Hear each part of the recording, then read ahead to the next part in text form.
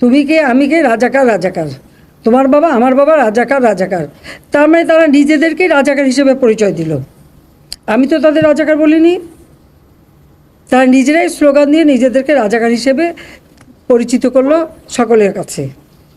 এবং এটারই প্রতিবাদ প্রত্যেক শ্রেণী পেশার মানুষ কিন্তু করেছিল, সকলেই।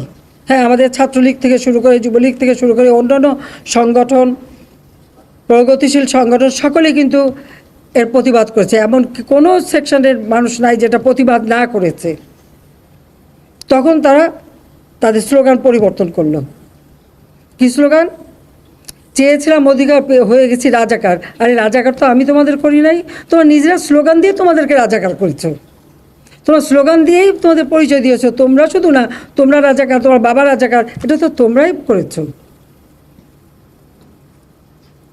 হাইকোর্টের শুনানি 7 আগস্ট ছিল, সেটা আমরা 21, আমি নিজে আইনমন্ত্রী, আমাদের অ্যাটর্নি জেনারেল সকলের সঙ্গে বসে আমরা অনুরোধ করলাম উচ্চ আদালতে যেটাকে সামনে এগিয়ে নিয়ে আসা যায় কিনা।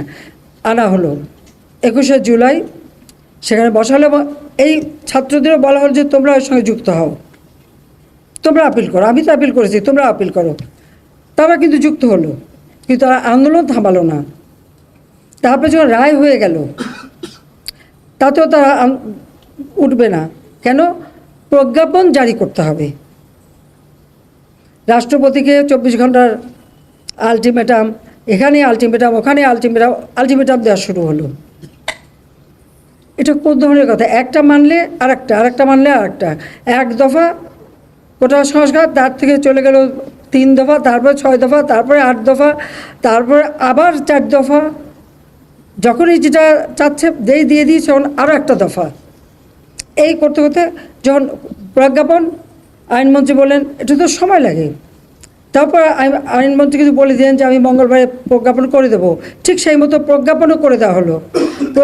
প্রজ্ঞাপন যখন পেয়ে গেল, তারা যা চেয়েছিল তার থেকে বেশি, তাদের 90% ছিল, 93%। আর মুক্তিযোদ্ধা ছেলে মেয়ে সন্তান লেখা হলো।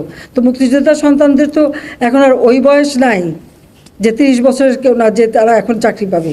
তার মানে ওই যে 5% সেটাও তারা পেয়ে গেল, তাতেও তারা তৃপ্ত না। তখন আবার আসলো সে 8 দফা থেকে 4 দফা আনতে হবে। এটা কি যে বাধ্য হলাম আমরা, যখন চারিদিকে এইভাবে আগুন, এই টেলিভিশনে যখন আগুন লাগলো, এখানে হাজার হাজার লোকের টেলিভিশন আক্রমণ করছে। ফায়ার ব্রিগেড আসলো, ফায়ার ব্রিগেড গাড়ি জ্বালালো, ফায়ার ব্রিগেড ঢুকতে দেবে না।